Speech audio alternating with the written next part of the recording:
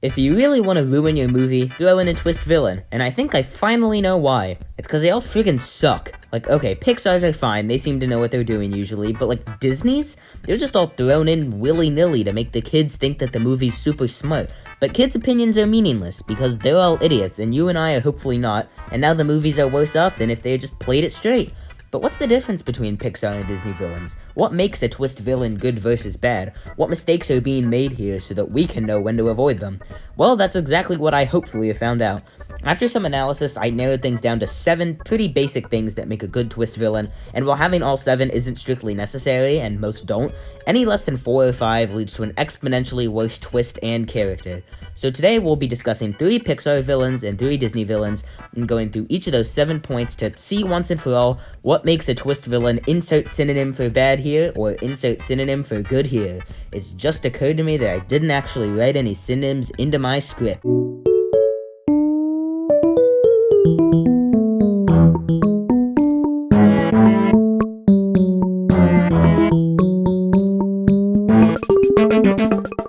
If you needed any more proof that Mr. Waternoose is the best animated twist villain ever, look no further than the fact that he's the only villain out of the 6 we're doing who gets a check on all 7 points. But of course you still don't know what the points are, so let's go through them. Item 1, a solid motivation. If your villain doesn't have a good reason for doing what they're doing, they kinda just turn into a joke. But throughout the movie, we keep hearing about how Monsters Incorporated is about to collapse because kids aren't getting as scared as they used to.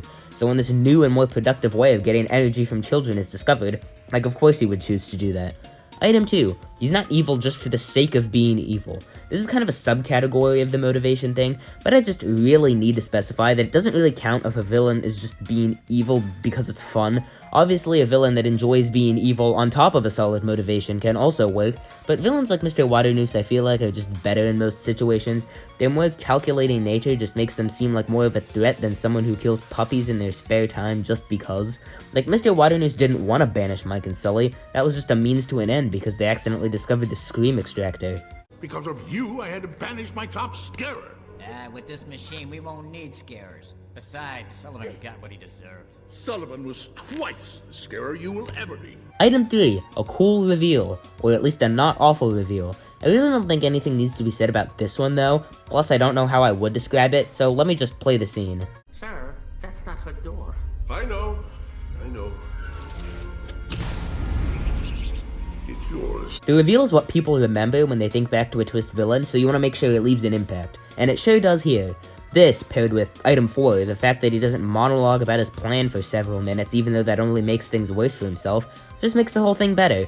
Like, we can already tell that he's in on the plot with Randall, and even if we didn't, Mike explains it to us. Plus that scene we already saw where Mr. Waternoose and Randall are literally just talking about the evil scheme. Think how much worse it would have been if Mr. Waternoose had tied Mike and Sully to chairs and explained the already obvious plot, kicked them through the door now that all the suspense is gone, and said, now all that's left is to kill Elsa and bring back Summer. Oh wait, I'm getting ahead of myself. Point is, they nailed it. Then there's item 5, the fact that there's already a villain. Obviously, some movies, namely murder mysteries, are gonna have a twist villain, and you know that walking in, so you're trying to figure it out the whole time, because it's literally the whole point of the movie. It's a murder mystery, and 2 of the 3 Disney movies we're gonna see actually try and fail to do that very thing.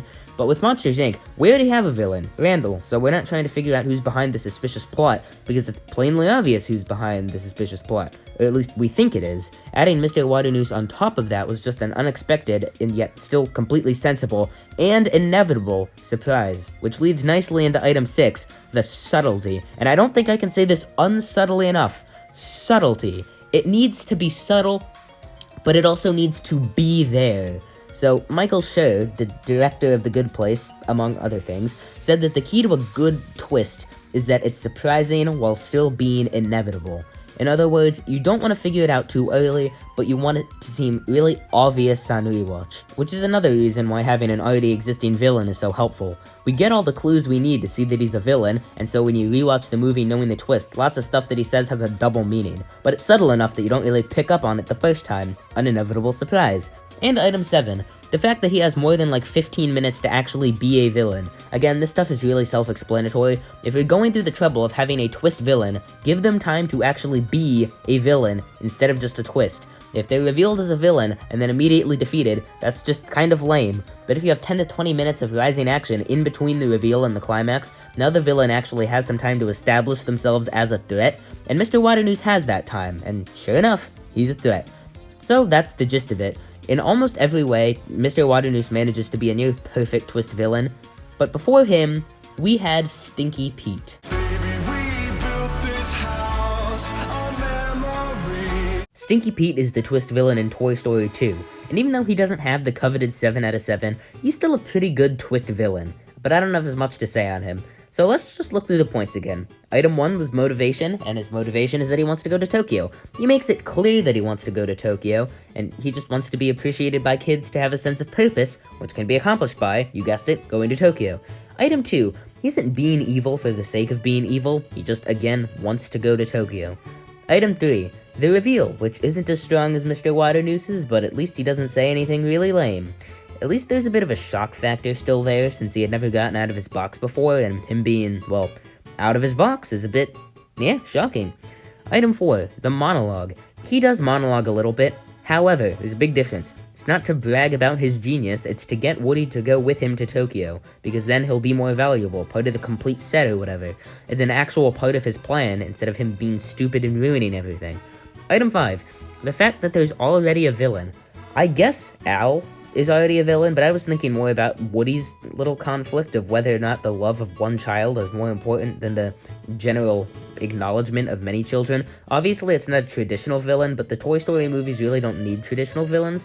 The stories are just driven by the characters making toys being loved related decisions, which is why I don't like Toy Story 4, but that's besides the point. So just like with Mr. Waternoose, you're not really looking for a twist villain because you think the story is wrapping up. Although, that's a bit of a problem, which we'll get to in a minute, but first, Item 6, the subtlety. We see throughout the movie how important going to Tokyo is to Pete, but it's never a main plot point, and the audience's attention is never drawn to it more than necessary, plus the fact that he's never gotten out of his box, and how could someone essentially stuck in a display possibly do anything harmful? We just didn't realize that his desire to go to Tokyo outweighed his willingness to stay in the box. All in all, it's pretty well executed. Item 7, however, is a bit weaker. While Stinky Pete does get revealed before the literal climax of the movie, that's not saying much because that's basically the bare minimum. Mr. Waternoose is revealed about 10 minutes earlier than Pete was, and maybe that's why I overall like Mr. Waternoose more. Maybe it's why people don't immediately think of Stinky Pete when someone says Pixar twist villain. But I mean, he still has a 6 out of 7, which is like a B or a B+. I think I've proved my point by now about Pixar understanding the basic formula, but you know what? I said 3 and we've done 2, and that math suggests that there's more to go. If I asked you to pick a Pixar twist villain and Mr. Waternoose was already exhausted as an option, who would you pick? Probably Syndrome, right? And yeah, I tend to agree with that. He's probably the second best. But he's kind of in a class by himself, and even though he's got a lot of stage presence, that's less of a twist villain specific thing and more of a general evil person cool thing. So instead, let's talk about De La Cruz. To those of you who say Ernesto De La Cruz is a bad twist villain, I truly do not understand you. Even though I think we can all agree that Waternoose and Syndrome are the two best twist villains, I can say with almost absolute confidence that Ernesto is probably third. The reason for his evilness is like an actual, real reason, and even more, we get to see the results of his actions, which is something that most twist villains never have the chance to do. Most twist villains are defeated before they can enact their plan, but De La Cruz is different. His crimes are far in his past, and he's been living, or not living, happily ever since. I mean, we'll still go through the items, because that's the point of the video, but hopefully I've made my point already. Item 1, motivation, is very obvious. He wanted to be famous, and he realized that Hector's songs were good enough to get him that fame. Item 2, he's not being evil for the sake of being evil, but unlike the other villains we've mentioned, he's actually aware that what he'd done was bad, but he wasn't doing them just to spread chaos and become Emperor of the First Galactic Empire. He wanted to be remembered, and since that's kind of the whole thing with the Land of the Dead, the audience kind of sees where he's coming from. He was willing to do whatever it took to seize his moment, and it actually offers a little bit of commentary on whether it's worth doing bad things to be remembered, especially if you do those things when no one's looking. Cool. Well, not cool. You know what I mean. Item 3, the reveal.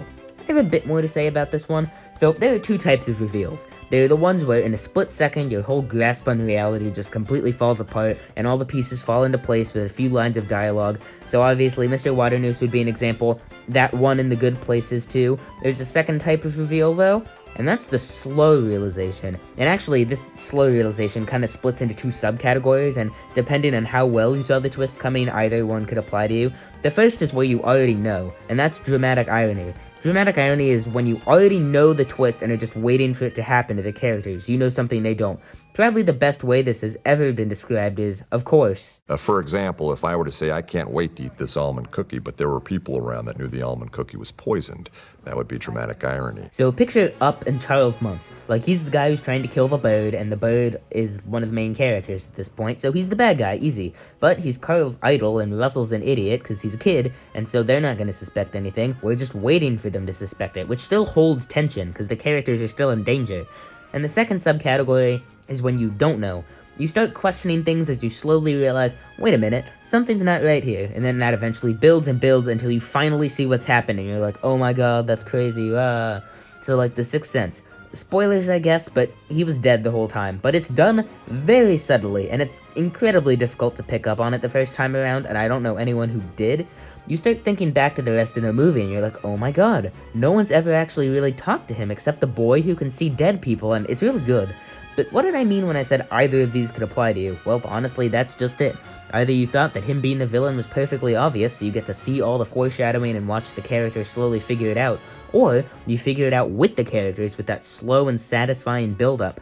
Either way, the villain is shocking to the characters, and if it's shocking to you too, great, but if it isn't, that's also great, and that's just the beauty of actually caring and trying to make a good villain. Anyway, item 4. The monologue thing. Now, some people are gonna say he doesn't deserve this point because his monologue doesn't reveal too much of his plan only to the main character. No, why not just have it reveal his intentions to literally everyone ever? It'd be very strange if someone tried to defend him. Okay, so listen, here's the thing. It was actually Miguel who listed out all his crimes, and De La Cruz himself didn't actually brag too much. It's not he was like, yeah, I was the one who killed him. I was the one who did this. I won and you lost. Ha ha ha. No, if anything, he was just like defending his actions. He didn't outright deny it, but why would he? It's not like he was expecting to be caught on camera and revealed to the whole world like a relic from the 2000s. I don't care. The more you think about it, the more you realize that he does technically get this point. However, he does not get the point for item 5. I'm a reasonable fellow. The fact that there's already a villain, like there's not already a villain. So obviously, if you read it at 20 seconds where Miguel's about to go home too much, you will kind of realize that the story can't possibly be wrapping up since there are like 40 minutes left. But again, dramatic irony, and to some extent it doesn't matter if we know, because even if we know it's not over, Miguel thinks it's over, but he still doesn't get the point. There just isn't another villain, and you'd have to work the facts way too much to get the logic to work out. Item 6, the subtlety. You don't need me to explain what subtlety is again, so I'm just gonna throw up some examples. The fact that his face is missing from the ofrenda, and it probably wouldn't occur to you until way later that maybe the guitar belonged to someone else. Then there's this scene here. You played with Ernesto de la Cruz, the greatest musician of all time? You're funny. Greatest eyebrows of all time, maybe, but his music? And this one isn't that major, but the gold tooth on the guitar, because Hector has a gold tooth. I just think that's cool. Point is, they weren't throwing it in your face, but you can catch it on rewatches and see how cool and inevitable the surprise really was. Yeah, see what I did there? And then item 7. Yes, he is revealed before the climax of the movie. The song theft reveal happens at about 40 minutes left, the poison reveal happens at 38 minutes left, and Miguel gets carted away a bit before 36 minutes left, and there's still time for like a whole character reconciliation and all that before the climax, so there's ample time to be an epic villain. So just like with Stinky Pete, De La Cruz gets 6 out of 7. Great job, well done. I think you probably definitely understand by now, at least if you didn't before, that Pixar knows how to make twist villains work. Good job, Pixar. Now let's go through the criteria again, but with Disney movies. Oh boy. First though, I'm gonna ask you to subscribe, because, I mean, it can't hurt, right? So, subscribe.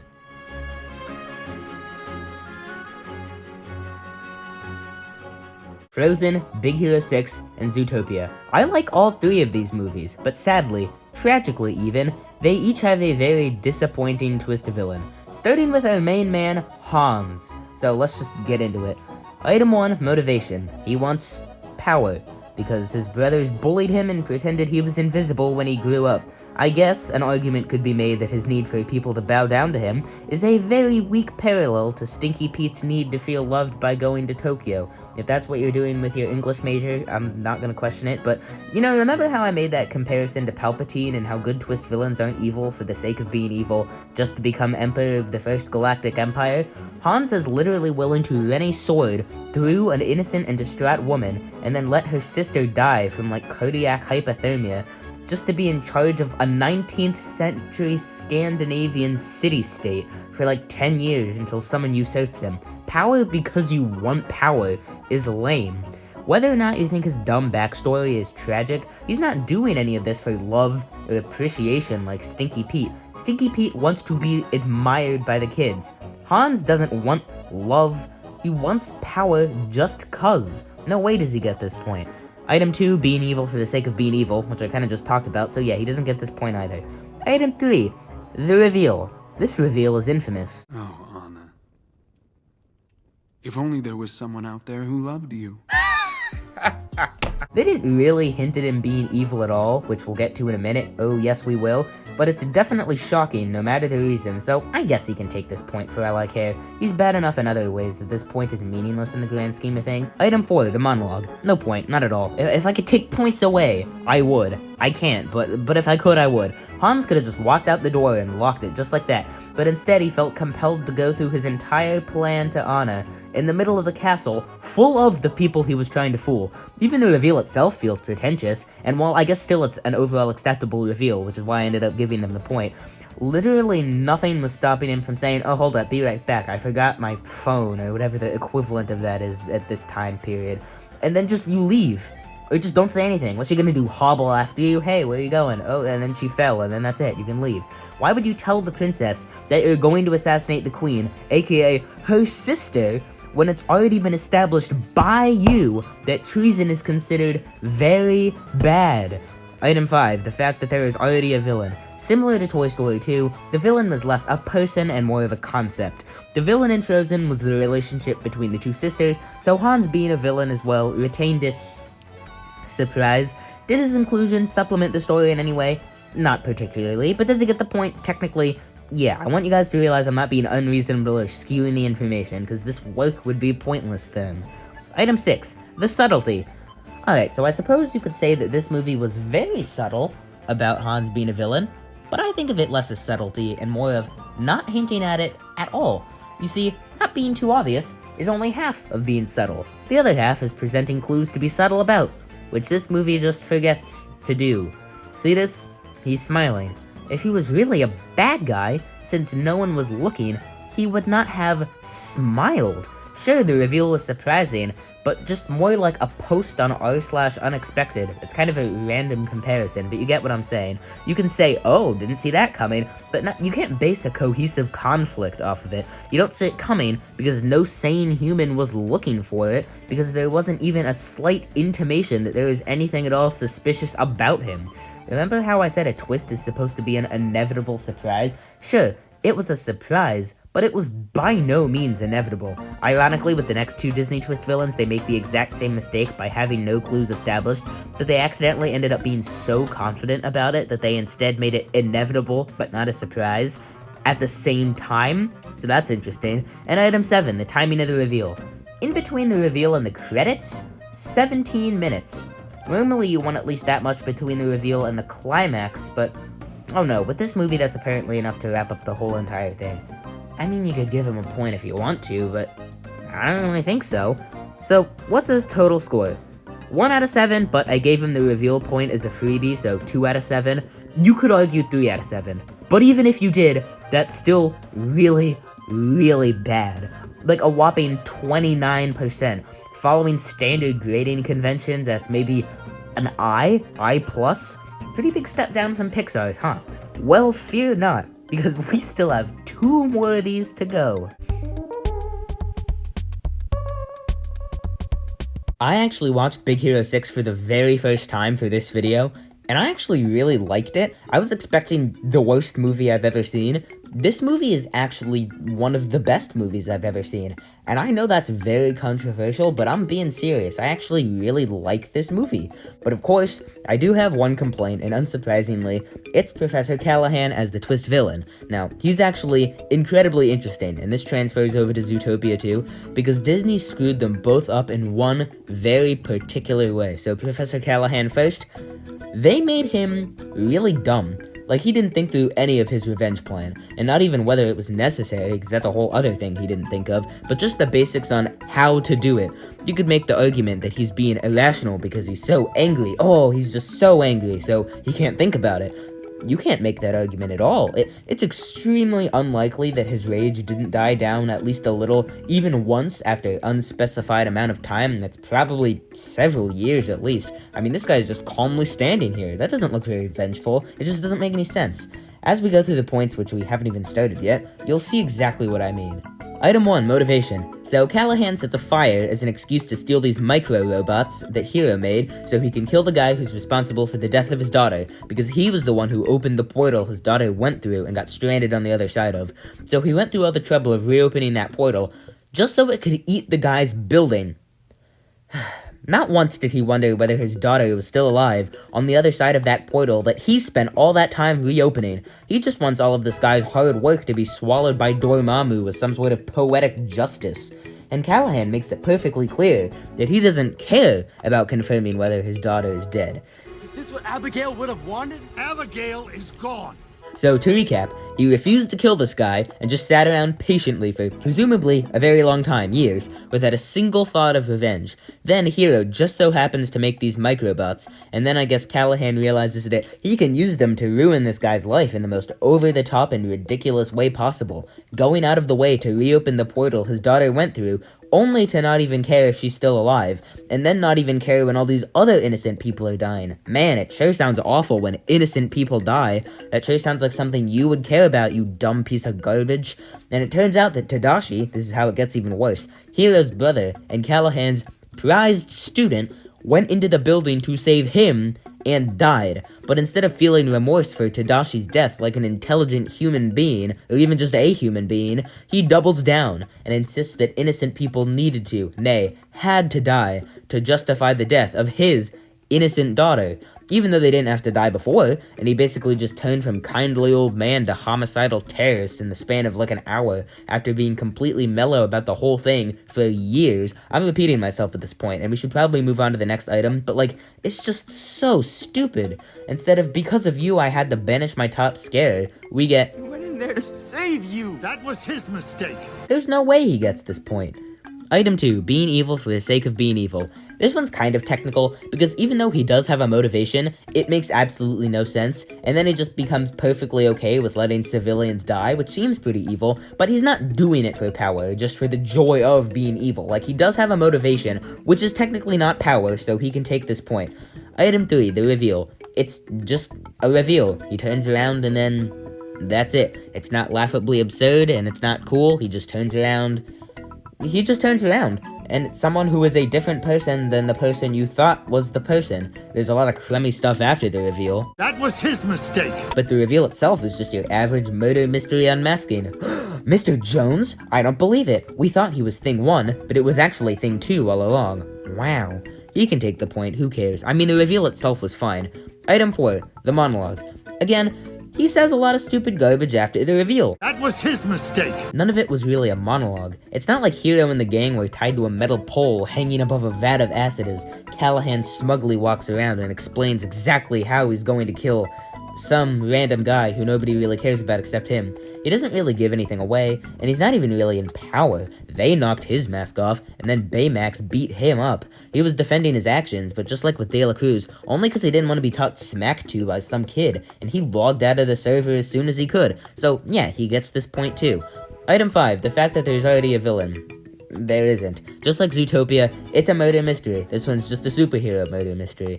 The whole point of the first 2/3 of the movie is unmasking this guy. We have plenty of time to wonder about who it is, because the movie directs all of our attention to figuring out who it is. No point for you. Item 6, subtlety. He doesn't get this point either, I'm saying it right off the bat. There's literally a scene where Fred gathers everyone around and says, "The villain is obviously this guy."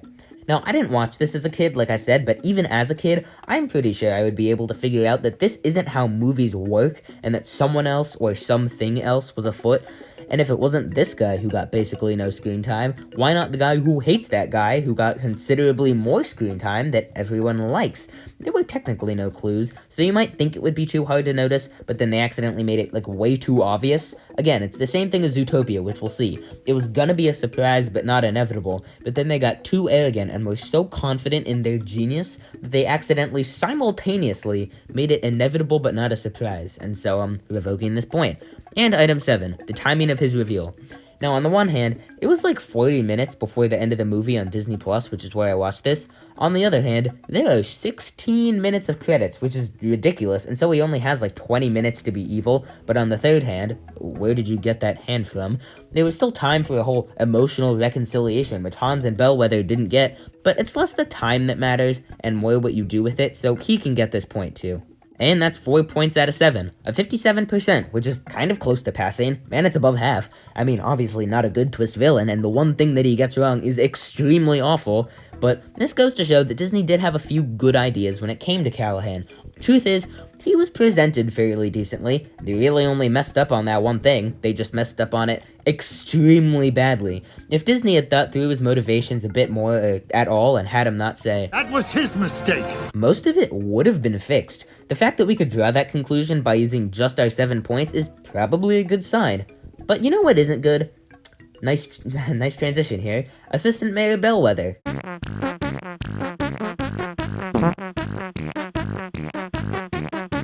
It is so perplexing how an otherwise really good movie managed to screw up so brilliantly on this character, which just goes to show again how Disney has no idea what they're doing. Bellwether is just such a joke in literally every way. Let's just get through these points so I never have to talk about this sheep again until the Every Animated Movie ranked episode, which may or may not happen because I'll probably be dead by the time I get to it. Item 1, motivation.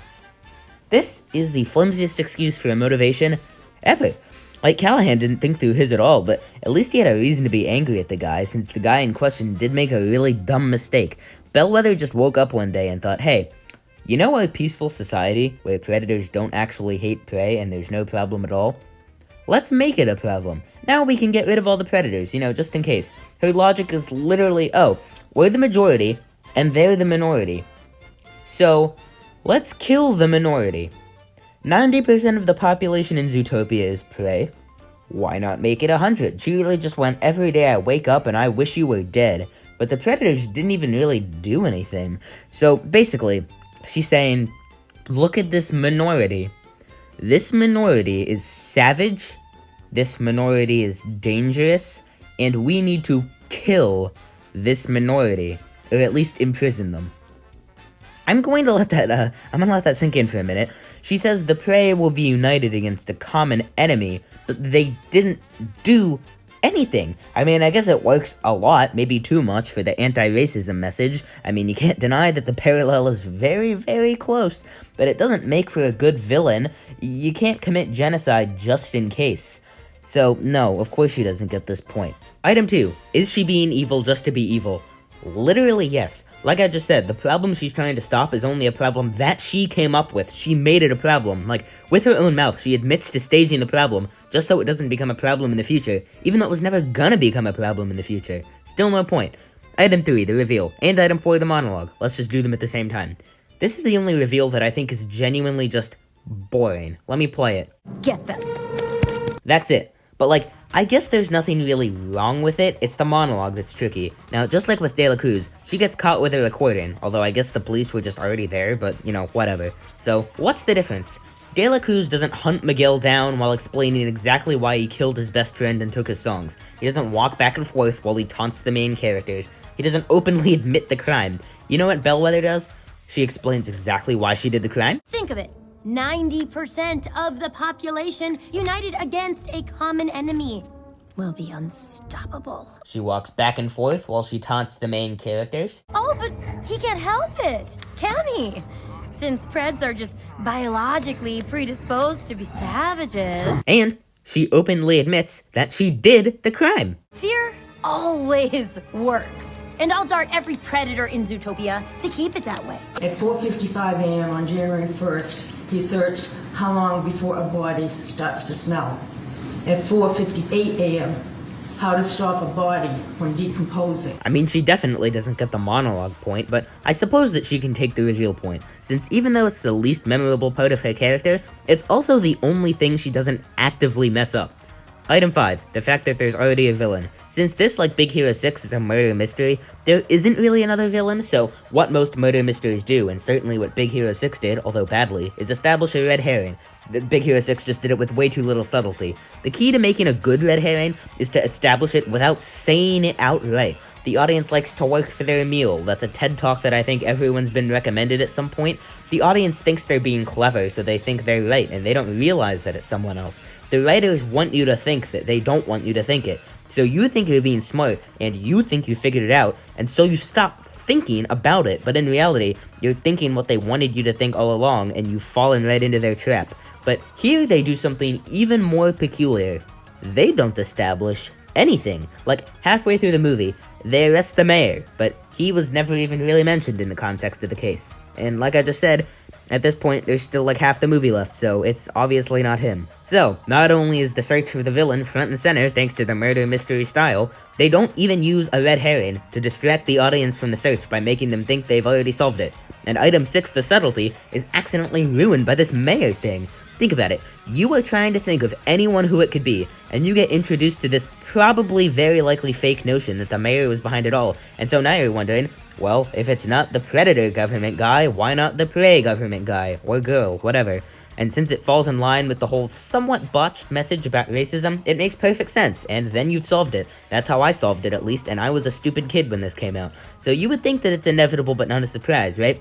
It is, but only accidentally. Again, just like Big Hero 6. Within the movie, there are almost no clues that this sheep will even show up again after that scene in the security room. It's just that in Disney's attempts to make their movie less predictable, they did it so badly that they made it more predictable, and I think Big Hero 6 did it worse, but it is the same general issue. So no, Bellwether doesn't get either of these points either, nor does she get the last point. Let's think.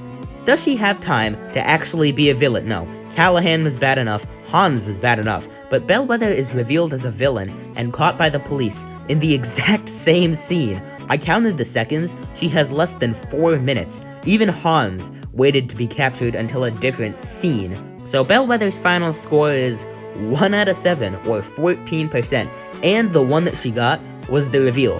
And I was being nice about that one, like that one was 50-50 anyway. I gave it to her because she didn't actively mess it up. An argument could be made for 0 out of 7, 0%, nothing correct at all. But with all this being said, I do think Zootopia is a really good movie. I actually like it a lot. The main characters are good, the city is really cool, it single-handedly reinvigorated the furry community, its message about racism is good at its core, despite bringing up some uncomfortable questions about whether people of color are supposed to be the prey or the predator in this analogy. Even though Bellwether tarnished the very idea of a twist villain, as did Hans and Callaghan, that doesn't mean this movie is bad, nor are Frozen or Big Hero 6 bad. They could just all be better, and I hope you learned a little something along the way, thanks to this video. But yeah, them's be the rules. You can probably poke holes in them, and you're welcome to disagree with me on any of my takes. That's why they're opinions and not facts. But, you know, I thought about these for a while, and I think that if it's not an exact science, it is a somewhat accurate one. So, please, feel free to use them if you ever want to or have the need to. Luckily, Disney seems to have moved past this in recent years, and while I can't say that what they're doing now is objectively better, at least this way I can make another video once this new thing gets boring, if it hasn't already. So, I guess I'm supposed to tell you to subscribe and like the video here, but instead I'm just gonna...